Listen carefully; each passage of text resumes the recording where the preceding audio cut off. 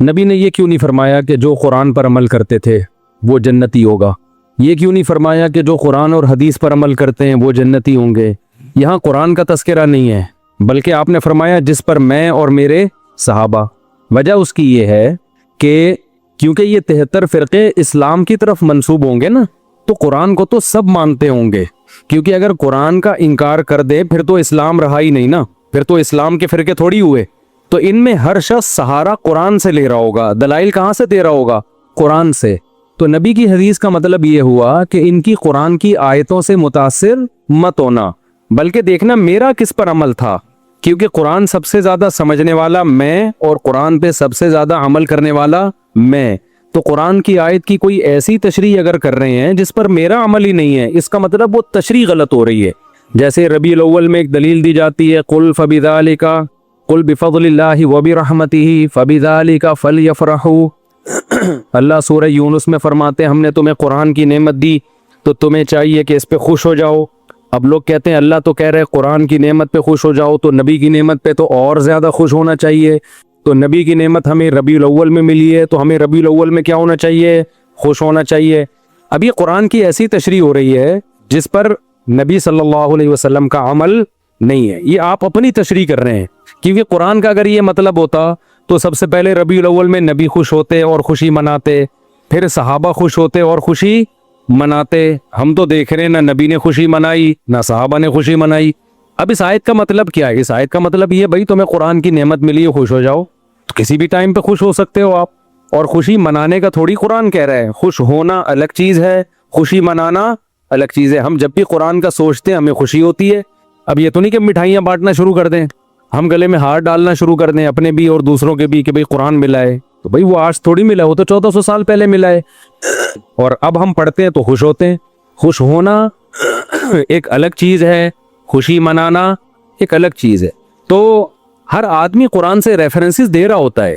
جناب پروفیسر غامدی صاحب بھی قرآن سے ریفرنسز دے رہے ہوتے ہیں، لیکن جب بتاؤ کہ بھئی حدیث میں کیا ہے، نبی نے اس پر کیسے عمل کیا، اس آیت کی کیسے نبی نے ایکسپلین کیا، وہاں آگے مسئلہ خراب ہو جاتا ہے۔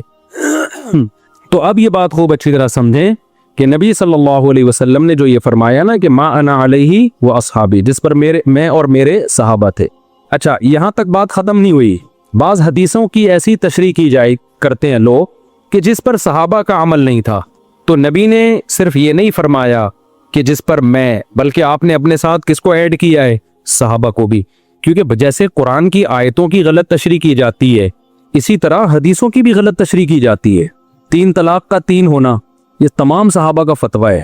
اب کوئی آپ کے سامنے حدیث پیش کر رہا ہے کہ 3 طلاقیں ایک ہوتی تھیں، وہ سمجھ لو کہیں گڑبڑ کر رہا ہے، وہ حدیث کو ایکسپلین کرنے میں غلطی ہو رہی ہے، اس سے حدیث کا مطلب سمجھنے میں غلطی ہو رہی ہے اس سے، کیونکہ کسی ایک صحابی سے بھی نہیں ملتا کہ اکٹھی 3 طلاق کو ایک کہا انہوں نے۔ سارے صحابہ اکٹھی 3 کو کتنا کہتے ہیں؟ 3 کہتے ہیں۔ ہمارے پیغمبر نے معیار بتا دیا، بھائی کوئی حدیث کو ایسے ایکسپلین کر رہا ہے کہ صحابہ کے اگینسٹ جا رہی ہے، نہیں ماننا اس کو۔ فرقے سارے یہیں سے بنتے ہیں، کوئی قرآن کا لیبل لگا کے فرقہ بنائے گا، کوئی حدیث کا لیبل لگا کے۔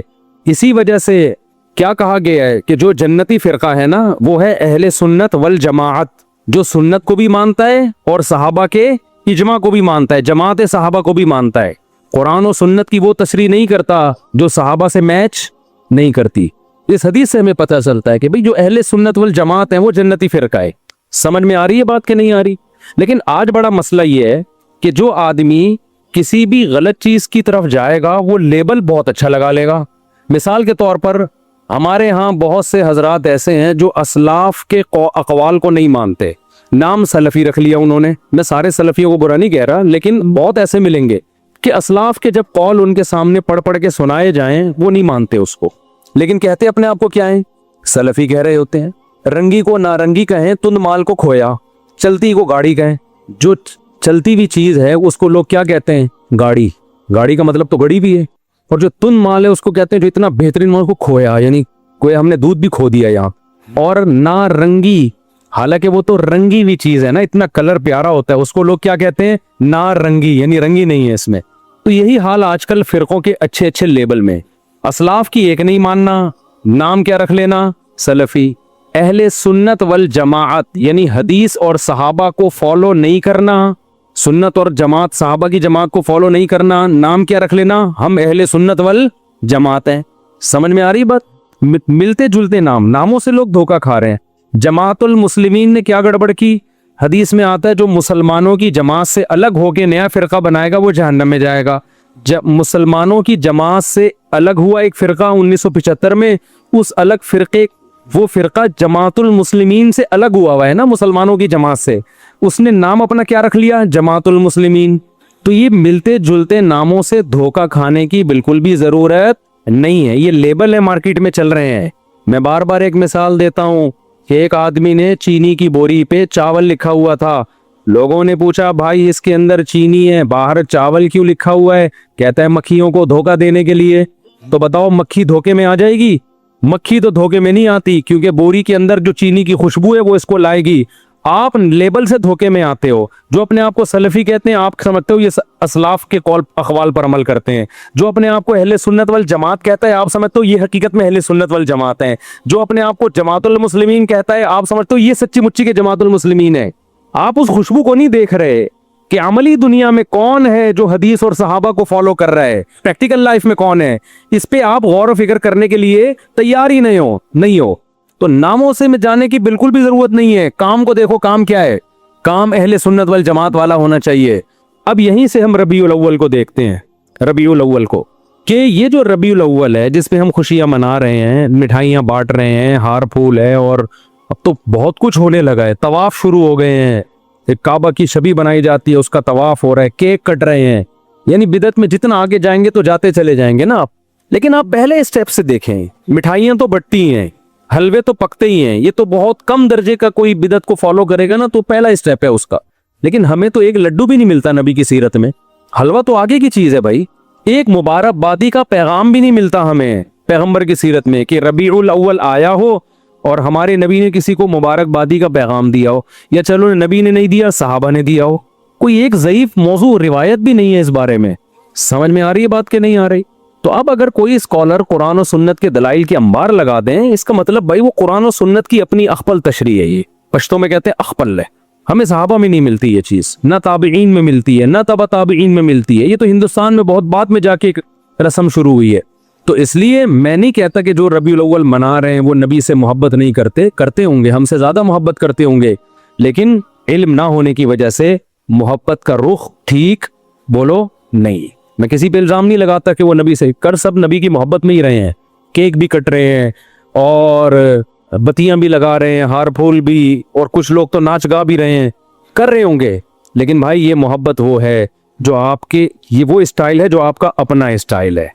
अल्लाह उस मोहब्बत के स्टाइल को कबूल करेगा, अंदाज को कबूल करेगा जो अल्लाह और उसके रसूल सल्लल्लाहु अलैहि वसल्लम के बताए हुए तरीके के मुताबिक होगा। तो पहली बात तो ये हुई कि हमें सहाबा, ताबीइन, तबा ताबीइन, अहले सुन्नत वल जमात के फ़िक़ा में 4 इमाम हैं। फ़िक़ा कहते हैं कुरान और सुन्नत के जो मसाइल मुरतब किए हैं वो किन्होंने किए हैं? 4 इमामों ने। इमाम अबू हनीफा, इमाम मालिक, इमाम शाफी, इमाम अहमद इब्न हंबल। ये वो स्कॉलर्स हैं जिनको पूरी अहले सुन्नत वल जमात ने माना है। जैसे हदीस में इमाम बुखारी को इमाम माना ना, लोग कहते हैं ना कि इमाम हनीफा के इमाम होने की क्या दलील है, हमारे इमाम तो सिर्फ पैगंबर हैं। भाई इमाम अबू हनीफा को इमाम फ़िक़ा में माना जाता है एक ख़ास जुज़िये में, कि नबी सल्लल्लाहु अलैहि वसल्लम तो नबूवत में इमाम है, सबके इमाम है। इसकी मिसाल ऐसे जैसे इमाम बुखारी हदीस में इमाम है या नहीं। अब कोई कहे नहीं हमारे इमाम सिर्फ इमाम अब नबी सल्लल्लाहु अलैहि वसल्लम है, तो अबे भाई तू किधर की किधर लगा रहा है। इस सेंस में हम थोड़ी इमाम अबू हनीफा को इमाम बोलते हैं, हम उस सेंस में इमाम अबू हनीफा को इमाम बोलते हैं जिस सेंस में हम इमाम बुखारी को हदीस का इमाम बोलते हैं। तो उसी सेंस में हम इमाम अबू हनीफा को फ़िक़ा का इमाम बोलते हैं। फ़िक़ा का मतलब क्या है? कुरान और हदीस से मसाइल मुरतब करके हमारे सामने पेश किए, उन्होंने किए या उनके शागिर्दों ने उनके हुक्म पे किए, लेकिन ये अंदाज उनका था। एक मुरतब शक्ल में हमारे पास इस्लामी कानून आए, एक रिसर्च होके। ये काम इमाम शाफी ने भी किया, इमाम मालिक ने भी किया, इमाम अहमद बिन हंबल ने भी किया, और भी कुछ इमामों ने किया, लेकिन वो पनप नहीं पाया उम्मत में। अल्लाह की तरफ से उसको मकबूलियत नहीं मिली। उलमा सोलहा ने उसको इस तरह कबूल नहीं किया, इनके काम को एक्सेप्ट किया। जैसे बहुत सारे मुहद्दिसीन गुजरे हैं, लेकिन सब तो मशहूर नहीं हुए ना। जिनसे अल्लाह ने काम लिया, जिनको उम्मत में मकबूलियत मिली, वो इमाम अबू दाऊद हैं, इमाम बुखारी हैं, इमाम मुस्लिम हैं, इमाम बैकी हैं और इमाम इब्न माजा हैं। تو یہ مشہور لوگ ہیں جن کو بس اللہ کی مرضی ہوتی ہے، امت میں کسی کو اللہ مقبولیت عطا کر دیتے ہیں جس سے اللہ دین کا کام لینا چاہیں. تو اس سینس میں امام حنیفہ کو امام کہا جاتا ہے. کچھ لوگ کہتے ہیں ہمارے امام تو صرف محمد صلی اللہ علیہ وسلم ہے اور کوئی ہمارے امام نہیں ہے. ان کو اپنے دماغ کے علاج کی ضرورت ہے. ایک صاحب کہنے لگے میں نے کہا قائد اعظم نے فرمایا. اس نے کہا قائد اعظم جو ہے نا صرف پیغمبر صلی اللہ علیہ وسلم ہے. قائد اعظم ہوتے سب سے بڑے قائد، وہ صرف محمد صلی اللہ علیہ وسلم ہے. ابے میں نے کہا کدھر کی کدھر لگا رہے. قائد اعظم ہم اس سینس میں نہیں کہتے کہ نبی کے مقابلے میں، وہ تو یقیناً پیغمبر صلی اللہ علیہ وسلم ہے. قائد اعظم کا مطلب جتنے دنیا میں اس زمانے میں امام جو محمد علی جناح کے دور میں جو بھی قائدین ہیں جنہوں نے اپنے قوموں کی آزادی کے لیے محنت کی، اس سینس میں ہم قائد اعظم کہتے ہیں. تو آج کل سینس لیس لوگ ہیں اور وہ ہمیں کہہ رہے ہیں ہم سے دین سیکھو، جن کو امام کے لفظ کا مطلب نہیں. امام ہر جگہ مختلف معنی میں استعمال ہوتا ہے. اب آپ کو ہمارے امام مفتی طارق مسعود صاحب ہیں، اگلا کہ ہمارے امام تو صرف جو ہے محمد صلی اللہ علیہ وسلم ہے. تو آپ کہو بھائی ہم مسجد کے امام کی بات کر رہے ہیں، نماز میں ہمارے امام مفتی صاحب ہیں. اگلا بولے نہیں نماز میں بھی ہمارا امام محمد صلی اللہ علیہ وسلم ہے. آپ کو بھائی اصل میں یوں بتانا چاہ رہا ہوں کہ نماز میں جمعے کی نماز میں ہمارے امام مفتی طارق مسعود صاحب ہیں. آپ کہیں نہیں جمعے میں بھی ہمارا امام کون ہے؟ محمد صلی اللہ علیہ وسلم ہے. ہم ان کو دیکھیں. اس کا مطلب یہ پاگل ہے. یہ کیا ہے؟ اس سے بحث کرنا فضول ہے. تو امام ابو حنیفہ کو محمد صلی اللہ علیہ وسلم کے مقابلے میں امام نہیں کہا جاتا. امام ابو حنیفہ کو اس سینس میں امام کہا جاتا ہے کہ رسول اللہ صلی اللہ علیہ وسلم سے جو حدیثیں منقول ہیں، اسی طرح قرآن سے اور صحابہ کے جو اقوال ہیں ان کو چھانٹی کر کے ان میں بحث مباحثہ کر کے دلائل کی قوت کی زور سے ایک رائے قائم کر کے اسلامی لا کو ریٹن فارم میں لانا اور پھر پوری دنیا کے علماء کا اس پہ اعتماد کرنا یا بڑی دنیا کا اس پہ اعتماد کرنا، اس سینس میں ان کو امام کہا جاتا ہے. سمجھ میں آ رہی ہے بات کہ نہیں آ رہی ہے؟ اس سینس میں امام کہا جاتا ہے. تو اہل سنت والجماعت کے فقہ میں جو حدیثوں میں امام بخاری بھی امام ہے، امام مسلم بھی ہے، امام ابو داؤد بھی ہیں. اب اگر کوئی حدیث کی آج ایسی تحقیق لا رہا ہو جو امام بخاری کی تحقیق سے میچ نہیں کر رہی، تو آپ اس کی تحقیق کو مانو گے؟ اٹھا کے دیوار پہ پھینک دو گے، بولو کہ تو نیا آیا ہے کیا؟ یہ کام ائمہ محدثین پہلے کر چکے ہیں. اسی طرح یاد رکھو فقہ میں یہ چاروں کو امام مانا گیا ہے اور ان کے شاگردوں کو ان کے شاگردوں کو ان کے بعد امام مانا گیا ہے اور ان کے شاگرد صدیوں سے چلتے چلتے آج تک آ رہے ہیں. امام شافعی کے بھی امام احمد بن حنبل یہ امام بخاری کے استاذ ہیں. اب سوچو امام بخاری کا استاذ کیا بلا ہوگا. وہ میں بلا برے سینس میں نہیں کہہ رہا، علم میں کیا مقام ہوگا جو امام بخاری کے کیا ہیں؟ استاذ ہیں.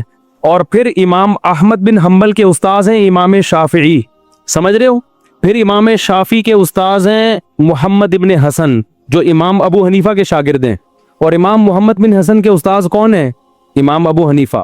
تو انہوں نے مرتب کیا ہے، ان کے شاگردوں نے کیا، لیکن انہی کے حکم پہ اور انہی کے اقوال کو ترتیب دے کے نا کتاب الوضو، کتاب الزکوٰۃ، کتاب الصوم. اس سے پہلے یہ ترتیب ہمیں نہیں ملتی تھی، جیسے حدیثوں کی ترتیب نہیں ملتی تھی ہمیں. حدیثیں تو تھیں، ترتیب نہیں تھی. تو ایسے ہی فقہ کے مرتب ہونے سے پہلے فقہ تو تھا، مسائل تو تھے، مرتب بعد میں کیا گیا ہے. اب جب ایک چیز مرتب ہو جاتی ہے نا تو پھر آپ اس کے پابند ہو جاتے ہیں. پھر اس میں یہ کہنا کہ اس کی کیا دلیل ہے کہ میں ابو حنیفہ یا امام شافعی کے فقہ کو فالو کروں، نبی کے دور میں تو کچھ بھی نہیں تھا. تو میرے بھائی یہ بالکل ایسی فضول بات ہے جیسے کوئی کہ مجھے کیا ضرورت ہے امام بخاری کی کتاب کو فالو کروں، نبی کے دور میں تو یہ کتاب تھی نہیں. اور بھائی نبی کے دور میں یہ ساری حدیثیں تھیں، مرتب بعد میں کیا گیا، صحیح ضعیف کو چھانٹا بعد میں کیا ہے. جب کر لیا تو اب آپ اس کو فالو کرنا پڑے گا آپ کو اس کو. تو اسی طرح نبی کے دور میں، صحابہ کے دور میں مسائل تھے، مرتب نہیں تھے، چھانٹی نہیں تھے، ضعیف قول بھی تھا، صحیح قول بھی تھا. ان ائمہ نے مرتب کر کے قانون کو مرتب کر دیا. اب جب مرتب کر دیا پوری امت اس پہ جمع ہو گئی، اب آپ اس سے ہٹو گے تو آپ ایک نیا فتنہ کھڑا کرو گے. اب آپ کو اس کا پابند ہونا ہے. میں سمجھا پا رہا ہوں اپنی بات؟ تو اس لیے اب جو دلیل دی جاتی ہے وہ ایسے کہ قرآن، حدیث، اجماع امت اور فقہ، وہ اسلامی فقہ جو آج سے پہلے اہل سنت والجماعت کے اماموں نے مرتب کر دیا ہے. اب اس میں دکھانا پڑے گا آپ کو. تو ہم دیکھتے ہیں ان چاروں میں ربیع الاول کا تذکرہ نہیں ملتا ہمیں کہ ربیع الاول کوئی مقدس مہینہ ہے یا ربیع الاول میں لڈو کھانا ہے. یا لڈو میں اس لیے بولتا ہوں مزہ لڈو میں ہے، حلوے بولنے میں مزہ نہیں آتا. بھائی ہم ربیع الاول میں لڈو کھا نہیں رہے، بولنے تو دو نا، اتنی بھی سختی نہیں ہے اسلام میں. تو لڈو کا جو مزہ ہے نا، اصل میں یہ لڈو میں نے یہاں سے سیکھا ہے. ہمارے بچپن میں ایک دوست تھے، وہ کہیں رشتہ لینے بھیجا نا انہوں نے، تو ان کا رشتہ ہو گیا. تو وہ ہمارے بڑوں، خاندان کے بڑوں میں سے آتے تھے. تو اب وہ جس دن جا رہے تھے نا منگنی کرنے، تو میرا کزن مجھے کہہ رہا تھا ان کے دل میں لڈو پھوٹ رہے ہیں. تو وہاں سے مجھے لڈو کا لفظ یاد ہو گیا. ان کے دل میں کیا پھوٹ رہے ہیں؟ وہ اپنی نا مسکراہٹ چھپا نہیں پا رہے تھے. تو میرے دوست سمجھ ان کے دل میں لڈو پھوٹ رہے ہیں، لیکن شادی کے بعد پھر جو ایسے ان کے دل میں کریلے پھوٹے ہیں نا، وہ اللہ ہی جانے۔ بخیر، تو ہم دیکھتے ہیں نہ امام ابو حنیفہ سے اس بارے میں کچھ منقول ہے، نہ امام شافعی سے، نہ امام مالک سے، نہ امام احمد ابن حنبل سے۔ یہ چاروں فقہ کے امام ہیں جن کو پوری دنیا میں فالو کیا گیا ہے۔ آپ انڈونیشیا میں جاؤ گے سارے شافعی ملیں گے، ملیشیا میں جاؤ گے سارے شافعی ملیں گے آپ کو، ایران میں جاؤ گے جو اہل سنت والجماعت میں سارے حنفی ملیں گے آپ کو، ازبکستان، آذربائیجان جو روس سے آزاد ریاستیں ہیں ان میں سارے حنفی ملیں گے آپ کو، پورا افغانستان حنفی ہے، پورا پشاور حنفی، پورا لاہور، سوائے چند فیصد لوگوں کے جو حنفی نہیں ہے، وہ بھی اب حنفی نہیں ہوئے، ان کے باپ دادوں میں جاؤ گے وہ بھی سارے کیا تھے؟ حنفی۔ کچھ لوگ کہتے ہیں ہم منگول ہیں، تو منگول سارے حنفی تھے جب اسلام قبول کیا تھا انہوں نے، سمجھ میں آ رہی ہے بات؟ کچھ لوگ کہتے ہیں ہم کیا ہیں؟ منگول ہیں، تو آپ ماضی میں جاؤ گے سارے منگول کیا تھے؟ جب اسلام قبول کیا تھا سارے کیا تھے؟ وہ حنفی تھے۔ یہاں تک کہ آج جو یہ کہہ رہا ہے نا ہندوستان پاکستان میں حنفی نہیں ہوں، تو وہ نہیں ہے تو اس کے ابا حنفی تھے، ابا نہیں ہو تو دادا حنفی تھے، دادا نہیں تو پردادا تو کنفرم کیا تھے؟ حنفی۔ اسلام آیا ہی حنفی ہی اسلام لے کر آئے ہیں بر صغیر میں، سمجھ میں آ رہی ہے بات؟ بر صغیر میں اسلام کون لے کر آیا ہے؟ حنفی لائے ہیں، تو سارے حنفی تھے۔ جتنے بر صغیر میں آپ کو حنفیوں کے علاوہ نظر آئیں گے نا، یا شافیوں کے علاوہ، تو وہ دادا پردادا پردادا کے اوپر، بس اس سے آگے ان کے سارے کون تھے؟ وہ حنفی۔ تو پوری دنیا میں جہاں بھی اسلام گیا ہے نا، اور آج تھوڑی گیا ہے، صدیوں پہلے گیا ہے، تو یا تو حنفی تھے۔ پورا افریقہ مالکی ہے، وہاں امام مالک کے فالوورز پہنچے جنگوں میں، جہاد میں، تو وہاں سارا کیا ہے؟ فقہ مالکی ہے۔ ملیشیا، انڈونیشیا، سارا کیا ہے؟ فقہ شافعی ہے۔ پورا ہندوستان، پورا بنگلہ دیش، پورا افغانستان، پورا برما، یہ پوری آبادی چائنا سے کئی گنا زیادہ ہے، یعنی کئی گنا تو نہیں لیکن بہت زیادہ ہے۔ یہ سارے کیا تھے بھائی؟ جب اسلام آیا حنفی تھے۔ کوئٹہ پورا کیا؟ جب اسلام آیا حنفی۔ افغانستان میں جتنے بڑے بڑے جہادی کمانڈر گزرے ہیں جو لڑتے رہے ہیں غیر مسلموں سے، ہندوستان میں آ کے جو راجپوتوں سے لڑائیاں ہوئی، ہندوؤں سے لڑائیاں ہوئی، پانی پت کی لڑائی، وہ سارے حنفی تھے۔ شاہ اسماعیل شہید رحمۃ اللہ علیہ جو انگریزوں کے خلاف جہاد کرنے نکلے، وہ اور ان کی فوج میں سارے کیا تھے؟ حنفی۔ مجدد الفسانی رحمۃ اللہ علیہ جنہوں نے جب اکبر بادشاہ نے نیا دین نکالا اور ملحد ہو گیا، اس کے جو ہے نا اس کو اصلاح کرنے والے اور ہندوستان میں اسلام کو بچانے والے مجدد الفسانی، وہ بھی کیا تھے؟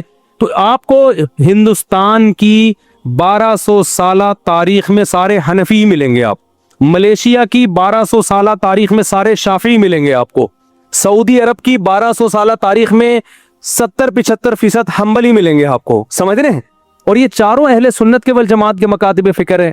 اب یہاں لوگ ایک بات کہتے ہیں کہ ہمیں تو نبی نے حنفی نہیں کہا، نہ ہمیں نبی نے شافعی کہا ہے، سمجھ رہے ہو بات کو؟ ہم تو مسلم ہیں، یقیناً مسلم ہیں، غیر مسلم کے مقابلے میں اللہ نے ہمارا نام مسلم رکھا ہے، کس کے مقابلے میں؟ غیر مسلم۔ لیکن جب اہل سنت والجماعت میں ہی قانون مرتب ہو گیا، تو اس قانون میں اگر کوئی ایک مکتبہ فکر کو فالو کر رہا ہے تو وہ دوسرے مکتبہ فکر سے جو اپنی پہچان الگ کرے گا، مسلم کہہ کے نہیں کرے گا۔ اب کوئی شافعی یہاں بیٹھا ہوا ہو، مجھ سے پوچھے آپ کیا ہیں، میں کہا مسلم، تو کہے گا میں کیا غیر مسلم نظر آ رہا ہوں تجھے؟ تو حنفی کہا جاتا ہے شافعی کے مقابلے میں، حنبلی کہا جاتا ہے شافعی کے مقابلے میں، اور اس کی ضرورت کبھی پڑتی نہیں ہے، کبھی پڑے تو کہا جاتا ہے، ورنہ پڑتی نہیں ہے ضرورت اس کی، سمجھ رہے ہو؟ کہ میں تو ابھی صرف یہ بتانے کے لیے بتا رہا ہوں کہ یہ جو آج کل نئے نئے مارکیٹ میں فرقے آ رہے ہیں نا کہ ہمارا کوئی فقی دین نہیں، نہ ہم حنفی ہیں نہ شافعی ہیں، ان کے ابا دادا پردادا کیا تھے؟ سارے حنفی تھے۔ اب یا تو وہ سارے غلط تھے یا یہ غلط ہیں، تو لوگ بڑے آرام سے کہہ دیتے وہ سارے غلط تھے، وہ سارے کیا تھے؟ غلط۔ میرے ایک بیان پہ کسی نے کمنٹس کیے کہ اگر صدیوں سے مسلمان غلط چیز پہ چلے آ رہے ہیں تو کیا ہم اس غلطی پہ باقی رہیں کیا؟ یہ کمنٹ بہت دفعہ آتے ہیں میرے بیان پہ، مفتی صاحب بار بار یہ کہتے ہیں کیا یہ سارے صدیوں سے غلط تھے، کیا یہ سارے صدیوں سے غلط تھے؟ پھر لوگ یہ بھی نیچے کمنٹس، میں کمنٹس بہت پڑھتا ہوں اپنے بیانات کے نیچے تاکہ مجھے بھی اصلاح کا موقع ملے نا، مجھے پتہ چلے ہمارے بیان کا امپیکٹ کیا ہو رہا ہے، پبلک جا کدھر کو رہی ہے۔ تو بہت سے لوگ یہ کہتے ہیں کیا یہ سارے غلط تھے، پھر دلیل میں دیکھیں یہود و نصارہ میں بھی تو سارے غلط تھے، یہود و نصارہ بھی تو صدیوں سے غلط چلے آ رہے ہیں، تو وہ غلط ہو سکتے ہیں تو ہم نہیں غلط ہو سکتے؟ تو خوب سمجھ لو، اس قوم کو، اس امت کو یہود و نصارہ پہ قیاس کرنا غلط ہے۔ یہود و نصارہ میں جو پیغمبر آئے وہ آخری نبی نہیں تھے، لہذا اللہ کی طرف سے کوئی گارنٹی نہیں تھی کہ یہ گمراہ نہیں ہو سکتے، لہذا وہ صدیوں سے سارے گمراہ ہو گئے، وہ آخری نبی نہیں ہے، اور نئے نبی نے آنا ہے، لیکن ہمارے پیغمبر صلی اللہ علیہ وسلم کے بعد اب کوئی نیا پیغمبر نہیں آئے گا، لہذا اللہ نے ضمانت لی ہے کہ اب یہ امت صدیوں سے غلط بات پہ جمع نہیں ہو سکتی۔ کیونکہ نیا پیغمبر آ کے تھوڑی ٹھیک کریں گے اس امت کو, تو علماء صلحاء نے ہی ٹھیک کرنا ہے. تو سارے غلط ہو گئے تو ٹھیک کون کرے گا؟ کیا 15ویں صدی میں 2-4 اسکالر آ کے ٹھیک کریں گے؟ کیا نہیں آئی بات میرا خیال ہے سمجھ میں؟ تبھی حدیث میں آتا ہے لا تجتمع امتی علی ضلالہ. آپ نیٹ پہ لکھیں, اس کا ریفرنس آ جائے گا, عربی میں لکھ دیں آپ. نبی صلی اللہ علیہ وسلم نے فرمایا میری امت گمراہی پہ جمع نہیں ہو سکتی.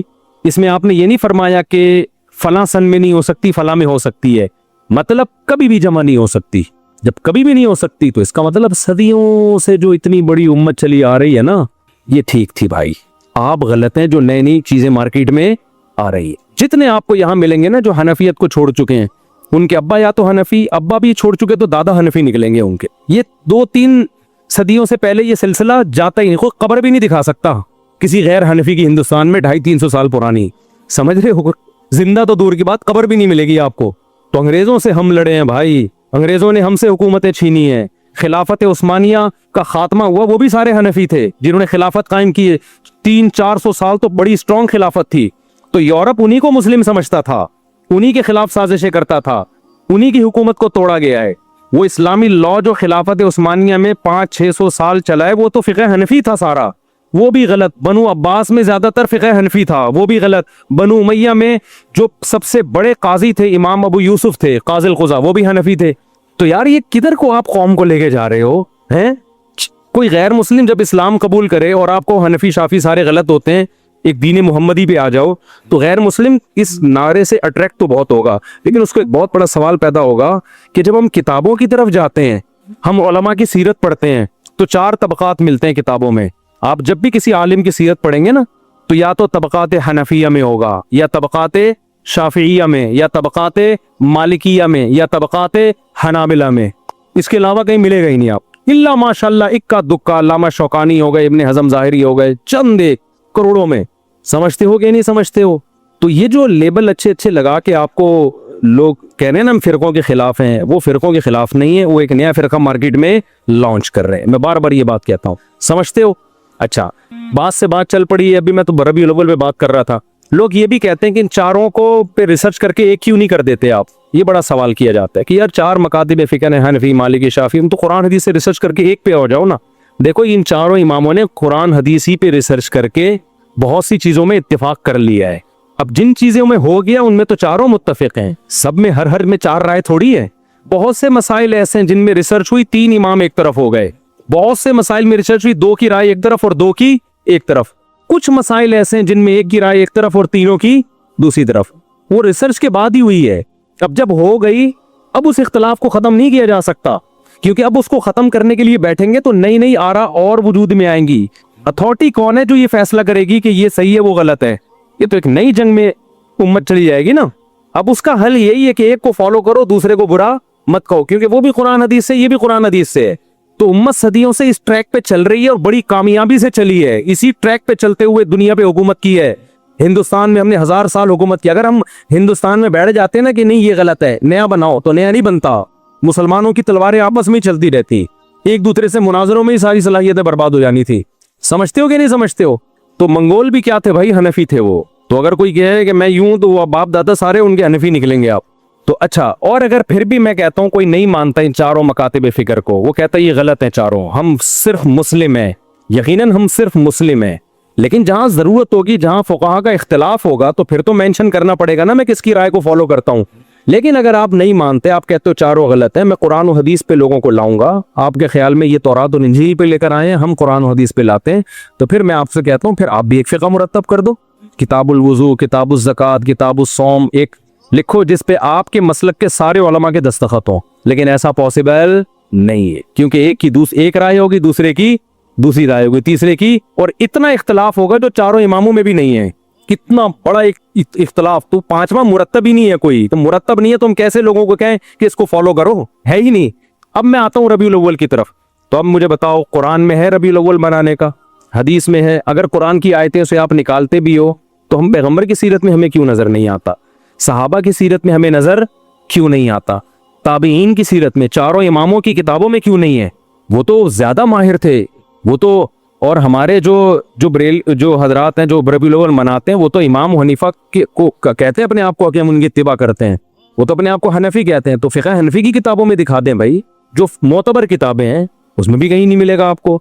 अब रह क्या गया? अब रह गए हमारे जज्बात। तो दीन जज्बात का नाम नहीं है, दीन किसका नाम है? अल्लाह उसके रसूल की इताअत का नाम है। अब मैं एक बात आपसे करके अपनी बात को ख़त्म करता हूँ कि देखो हमें हदीस में मिलता क्या है कि नबी सल्लल्लाहु अलैहि वसल्लम ने अपनी विलादत के दिन को कैसे मनाया है, मनाया भी है कि नहीं मनाया। हमारे नबी सल्लल्लाहु अलैहि वसल्लम की सही हदीस से साबित है कि आप पीर के दिन पैदा हुए। ये बात सब मानते हैं, उम्मत का इत्तिफाकी अकीदा है कि नबी किस दिन पैदा हुए? पीर के दिन। आप सल्लल्लाहु अलैहि वसल्लम पीर के दिन रोज़ा रखा करते थे। साहबा ने पूछा तो आपने फरमाया ये मेरी विलादत का दिन है। मुझे बताओ रोज़ा और ईद ये जमा हो सकते हैं? बोलो, ईद के दिन कोई रोज़ा रखता है? हालांकि आप सल्लल्लाहु अलैहि वसल्लम ने और कोई भी ऐसा कोई दिन मनाया नहीं है, सिर्फ एक विलादत को मनाया। किस तरह से? रोज़ा रख के। इसमें यकीनन ये हिकमत थी कि उम्मत इसको सेलिब्रेट करना ना शुरू कर दे, इसको त्यौहार के तौर पे मनाना ना शुरू कर दे। रोज़ा रख के मोहर लगा दो कि इसमें त्यौहार और ईद का उनसर खत्म। अगर आप सल्लल्लाहु अलैहि वसल्लम रोज़ा ना रखते तो ये न्यूट्रल होता है, ये दिन ना त्यौहार का होता ना रोज़े का होता। फिर भी त्यौहार मनाना जायज़ नहीं था, क्योंकि त्यौहार के लिए सबूत की ज़रूरत थी। कुरान और सुन्नत से सबूत दिखाना चाहिए। हम खुद से तो कोई ईद नहीं बना सकते ना भाई। एक ईद उल फितर है, उसकी हमें दलील मिलती है, एक ईद उल अज़हा है, उसकी दलील मिलती है। बीच में किसी दिन को हम ईद मना लें तो जायज़ होगा? लोग बोलेंगे कुरान हदीस से दिखाओ। तो अगर नबी सल्लल्लाहु अलैहि वसल्लम ने पीर के दिन रोज़ा ना भी रखा होता तो भी यौम विलादत को सेलिब्रेट करना या त्यौहार के तौर पे मनाना हमारे लिए जायज़ नहीं होता, क्योंकि इस बुखारी मुस्लिम की हदीस है लिकुल्ली कौमिन ईदुन वलना ईदान। आपने फरमाया हर कौम के लिए साल में एक दिन त्यौहार का होता है, और हमारे कितने? दो। तो दो, एक ईद उल फितर और एक ईद उल अज़हा। यहाँ तक बात क्लियर हो गई। लेकिन हमारे नबी ने इससे आगे बढ़ के बाकायदा रोज़ा रखा, और रोज़ा और त्यौहार जमा नहीं हो सकते। तो त्यौहार का तो कॉन्सेप्ट ही खत्म हो गया है। आप कह सकते हो हम रात को मनाते हैं ईद मिलादुन नबी, हम दिन में थोड़ी मनाते हैं। हम कब मनाते हैं? रात को। ये और बड़ी मुश्किल में इस्लामी त्यौहार जितने भी होते हैं दिन में होते हैं, रातों में गैर मुस्लिमों के त्यौहार होते हैं। ईसाइयों की क्रिसमस सुबह 8 बजे होती है, रात को 12 बजे होती है। रात को ईसाइयों को देखा होगा सज धज के बत्तियां वत्तियां लगा के जो भी वो करते हैं। हमारे त्यौहार दिन की रोशनी में, जबकि दिन में नबी ने रोजा रख लिया। अब ऐसा ना हो आप 12 बजे को रोजा रखना शुरू कर दो। पीर का रोजा है, 12 का तो रोजा भी नहीं है। ये तो मैं समझाने के लिए, क्योंकि रोजे के लिए भी सबूत चाहिए। वैसे तो साल में किसी भी दिन रोजा रखो आप, स्पेशल उस दिन को ज्यादा फजीलत समझ के रोजा रखना ये जायज नहीं है। तो नबी ने अपने यौम विलादत में रोजा रखा। पहली बात, त्यौहार रात को नहीं होते। इस्लामी त्यौहार कब होते हैं? दिन में होते हैं। क्यों? इस्लाम ने दिन की रोशनी में, क्योंकि रात के ना जब खुशी मनाता है तो बुराइयों की तरफ जहन जाता है इंसान का, शराब कबाब की तरफ जाता है। तभी देखो क्रिसमस में कितनी शराबें पी जाती हैं, कितना कुछ होता है उल्टा पुल्टा। इस्लाम ने कॉन्सेप्ट रात सोने के लिए, इबादत के लिए, दिन क्या है? खुशी के लिए। सुबह सुबह हम ईद की नमाज कैसे नहा धो के आते हैं, इस बहाने बहुत से पोस्ती सुबह उड़े जाते हैं, इस बहाने कितना नूरानी वक्त होता है। जुम्मा भी एक छोटी ईद है, हदीस में इसको भी मजाजन ईद कहा गया है। इसमें भी खुतबा होता है जैसे ईदों में होता है। इसमें भी 2 रकतें होती हैं जैसे ईद में। जुम्मे की वही शराइत हैं जो ईद की शराइत हैं। जुम्मा गांव में नहीं होता। सहाबा कराम गांव से जुम्मा शहर में पढ़ने आया करते थे। ईद की नमाज भी गांव में नहीं होती। जुम्मे के लिए भी कुछ शर्तें हैं कि इतने अफराद होंगे तो जुम्मा होगा। ईद के लिए भी शर्तें हैं कि इतने अफराद होंगे तो ईद की नमाज होगी। 2 आदमी ईद की नमाज नहीं पढ़ सकते, 2 आदमी जुम्मे की नमाज भी नहीं पढ़ सकते। ईद में भी खुतबा है, जुम्मे में भी क्या है? खुतबा। ईद के दिन रोजा रखना भी हराम, और स्पेशली जुम्मे को खास करके रोजा रखने को भी नबी ने नापसंद किया है। तो सारी बातें जुम्मे में ईद वाली पाई जाती हैं कि नहीं पाई जाती? अब आप जरा दलाइल को समझें। इससे पता चलता है जुम्मे में भी ईद का कॉन्सेप्ट है। अब आप देखो, सबसे पहले जो आसमानी मजहब अभी जो बाकी है उनमें यहूदी मजहब था, उनके लिए हफ्ते का दिन मुकद्दस, हफ्ते के दिन वो जमा होकर इबादत करते। उसके बाद कौन सी कौम आई? ईसाइयों की। उनके लिए कौन सा दिन मुकद्दस था? इतवार का। उसके बाद मुसलमान आए तो कौन सा होना चाहिए था? पीर का। क्या ख्याल है भाई? तो वो तो नबी का यौम विलादत भी था। तो वो तो 2 वजह से, एक तो ये कि हम ईसाइयों के बाद आए तो इतवार के बाद पीर बनता है, और दूसरा हमारे नबी का यौम विलादत भी है तो नूर अला नूर। अब तो हमारे लिए पीर का दिन और मुकद्दस होना चाहिए था, और त्यौहार मनाना चाहिए, नहा धो के कपड़े पहन के। जुमा जो है पीर को होना चाहिए था, लेकिन इस्लाम ने क्या कर दिया? उसको रिवर्स। ना ना ना ना ना, इतवार के बाद पीर तो आता है और तुम आए भी ईसाइयों के बाद हो, लेकिन मैं रिवर्स करके जुम्मे की तरफ ले जाऊंगा ताकि किसी के जहन में ये तसव्वुर ना बैठ जाए कि नबी का चूंकि यौम विलादत है इसलिए उसको सेलिब्रेट करने के लिए हमें ये दिन मुकद्दस बना के हमें दिया गया है ताकि हम इसमें नहाए धोएं, साफ सुथरे कपड़े पहन के मस्जिदों में आए। तो आप मुझे बताओ, हफ्ते में 7 दिन हैं, उनमें एक दिन यौम विलादत है, तो आप नहाते उस दिन हो, खुशबुएं उस दिन लगाते हो या जुम्मे को लगाते हो? कभी देखा नबी सल्लल्लाहु अलैहि वसल्लम ने पीर के दिन खुशबू लगाई हो, नहाए हो? वैसे तो आप डेली खुशबू लगाते थे, लेकिन स्पेशली जो आपके लिए जोड़ा था वो जुम्मे के दिन के लिए था। जो अच्छा जोड़ा पहनते थे आप, स्पेशली जो खुशबुएं लगाते थे वो किस दिन? जुम्मे के दिन। स्पेशली जो आपने नहाने का हुक्म दिया किस दिन? जुम्मे के दिन। स्पेशली जो अच्छे से अच्छा कपड़ा पहनने का हुक्म दिया किस दिन? जुम्मे के दिन। तो पीर को क्यों नहीं किया आप सल्लल्लाहु अलैहि वसल्लम ने? मैं समझा पा रहा हूं अपनी बात? तो तमाम दलाइल से पता चलता है भाई कि हमारे नबी तो रोजा रख के उसमें बड़ी ईद का कॉन्सेप्ट भी खत्म कर रहे हैं और छोटी ईद का कॉन्सेप्ट जो जुम्मे वाली ईद है उसका कॉन्सेप्ट भी खत्म कर रहे हैं।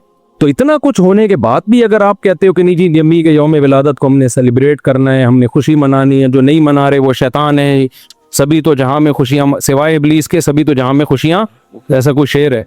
तो बातें करने पर गवर्नमेंट की तरफ से कोई पाबंदी नहीं है, लेकिन इन दलाइल को अल्लाह के सामने देकर आप अल्लाह रसूल को मुतमईन नहीं कर सकते। तो ये देवबंदी बरेलवी बहस नहीं मैं कर रहा, देवबंदी बरेलवी तो बहुत बात के नाम है, हम तो बात कर रहे हैं सीधा सीधा भाई कुरान की बात करो, हदीस की बात करो। और आप फिक़ह में फिक़ह हनफी को फॉलो करते हो, आप कहते हो कुरान हदीस की तशरीह में जब इख्तलाफ होगा तो हम किसको फॉलो करेंगे? फिक़ह हनफी को फॉलो करेंगे। यही मतलब होता है फिक़ह हनफी को फॉलो करने का।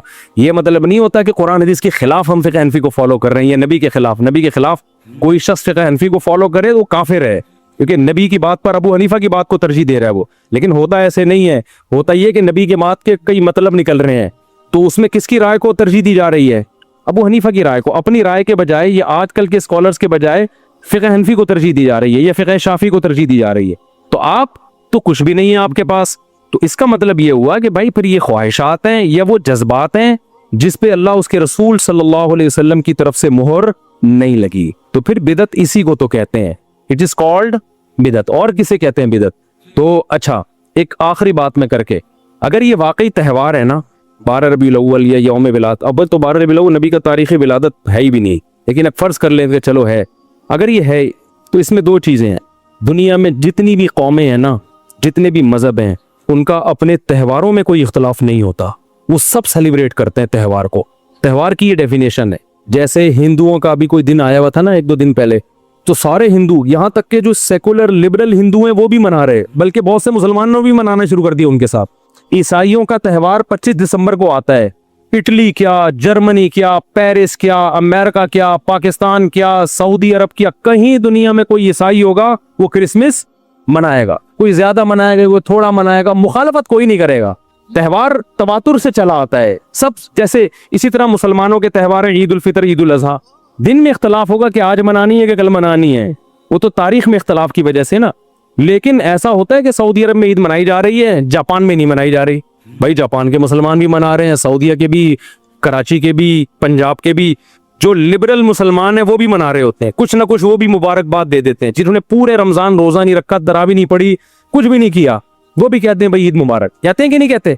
अगर ये 12 रबीउल अव्वल हमारा त्यौहार है, ईद का दिन है, तो इसमें इतना बड़ा इख्तलाफ क्यों है? फिर इतना बड़ा इख्तलाफ है, पूरे मुल्क में ये शॉर्ट है। पूरे सऊदी अरब में एक झंडा भी नजर नहीं आएगा आपको। आप कह दो वो वहाबी हैं, वो फलाने हैं, वो डिमकाने हैं। मैं भी इस बहस में नहीं पढ़ रहा कि कौन वहाबी है कौन गैर वहाबी है। मैं तो कह रहा हूँ त्यौहार चाहे वहाबी हो, वहाबड़े हो या गैर वहाबड़े हो, वहाबी की सुपरलेटिव डिग्री वहाबड़ा।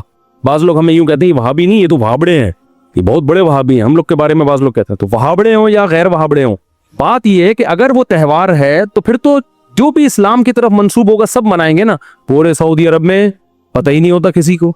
फिर मैं मलेशिया में था 12 रबीउल अव्वल, चंद साल पहले मैं मलेशिया में था, 12 रबीउल अव्वल पता ही नहीं चला, वहां पे गुजर गया तो लोगों में बात हुई। हो सकता है किसी महल्ले में मनाया जा रहा हो, लेकिन बाकी पूरे मलेशिया में कहीं नजर नहीं आया।